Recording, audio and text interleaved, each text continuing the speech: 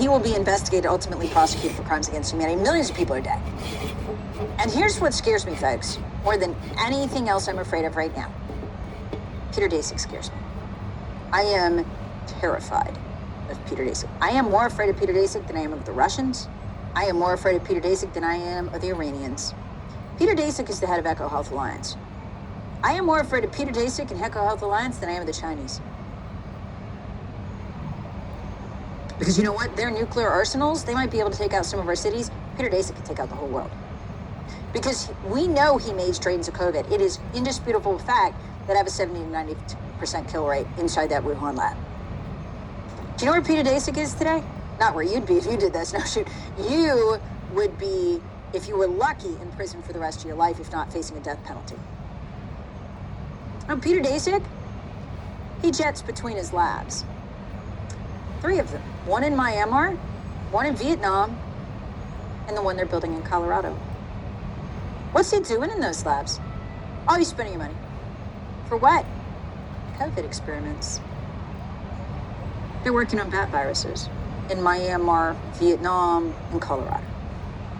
Couldn't happen to a better state, you ask me.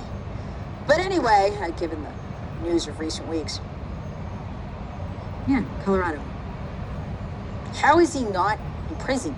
How is he allowed with taxpayer money to do bat experiments? And by the way, the only reason he's not doing them in China right now is because finally Congress barred Echo Health Alliance specifically and the federal government from spending any more money at the Wuhan lab. That's what he took. Oddly, though, they didn't bar any more money going to Peter Daszak, given that he's the father of COVID. And they, even more oddly, didn't stop sending him money to spend in Vietnam, Myanmar, and now Colorado. You should know he's also working on dengue fever and Ebola. I'm sure I'll have those good and fixed too. You know, so they're nice and spreadable. Because that's what he did at the Wuhan lab. They weaponized viruses that would not jump to humans. They taught them to jump to humans, and then they made them deadly.